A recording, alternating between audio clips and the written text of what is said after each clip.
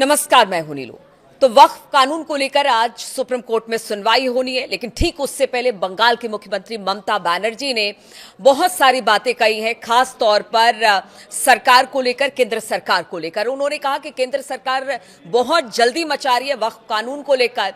मामला जब कोर्ट में है, किसी तरह से उन्होंने तो पास करा लिया, कानून बना दिया, लेकिन मामला कोर्ट में है और बीजेपी ध्रुवीकरण की राजनीति कर रही है। खासतौर पर बंगाल का जिक्र करते हुए उन्होंने कहा कि देखिए, बंगाल में तो ऐसा है कि हिंदू मुसलमान को मेरे रहते हुए कोई अलग नहीं कर सकता है। बीजेपी जिस तरह से वहां पर दंगा करवा रही है, लगातार ममता बनर्जी बीजेपी पर बंगाल में आरोप लगा रही हैं, लेकिन दूसरी तरफ वक्फ कानून को लेकर भी वो ये कह रही हैं कि जानबूझकर वक्फ कानून को जल्द से जल्द लागू कराया गया ताकि जो मुस्लिम है उनकी संपत्तियों पर कब्जा किया जा सके। अब ऐसे में ममता बनर्जी ये भी कहती हैं कि देखिए, आने वाले दिनों में अगर इसी तरह से ध्रुवीकरण की राजनीति बीजेपी करती रही तो वो दिन दूर नहीं जब दिल्ली में मछली खाने पर भी पाबंदी होगी।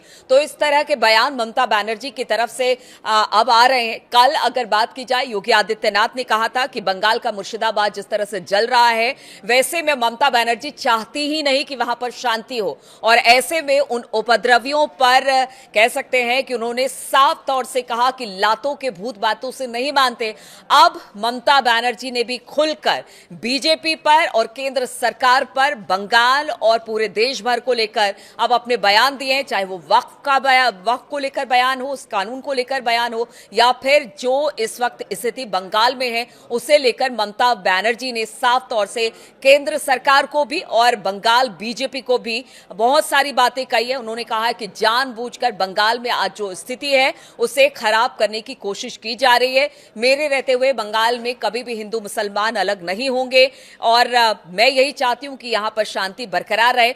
अब अखिलेश यादव का भी जिक्र कर लिया जाए। अखिलेश यादव ने भी इस पर कहा है कि देखिए, आज जो स्थिति बंगाल में है, बीजेपी वहां पर ये सब कुछ करा रही है और हम ममता दीदी के साथ है। यानी पूरा विपक्ष एकजुट होता हुआ, चाहे वो वक्फ कानून पर हो या फिर बंगाल पर हो, दोनों जगह पर एकजुटता दिखा रहा है। लेकिन वही केंद्र सरकार का कहना है कि ये तुष्टीकरण की राजनीति है।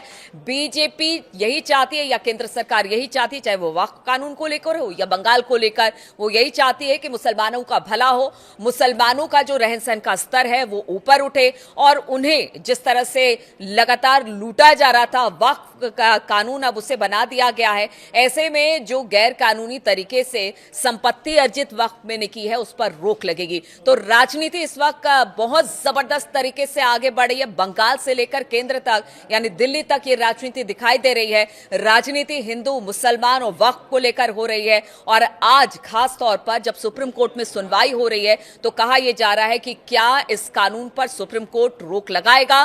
क्योंकि देखिए, जो भी याचिकाएं इस वक्त सुप्रीम कोर्ट में दाखिल की गई है वो सब यही कहती है कि ठीक है, संख्या बल के आधार पर संसद से तो आपने ये कानून बना लिया, लेकिन हमने जो दलील सुप्रीम कोर्ट में दी है और हमारी जो दलील है सुप्रीम कोर्ट में, उस पर जरूर सुप्रीम कोर्ट गौर फरमाएगा, और जिस तरह से इस कानून को बनाया गया है और जिस तरह से इस कानून को लागू किया गया है उसे जरूर निरस्त किया जाएगा। हालांकि ये तो आने वाला समय बताएगा कि जिस तरह से सुनवाई दर सुनवाई इन याचिकाओं पर होती है, 35 याचिकाएं लगाई गई है, 10 को आज लिस्टेड किया गया है, 10 पर सुनवाई होगी। हालांकि ये प्रोसेस बहुत लंबा है, लेकिन जो विपक्ष है या फिर मुस्लिम समाज के लोग हैं, उनका यही कहना है कि कोर्ट की तरफ उन्होंने रुख किया है और कोर्ट से उन्हें इंसाफ की पूरी उम्मीद है।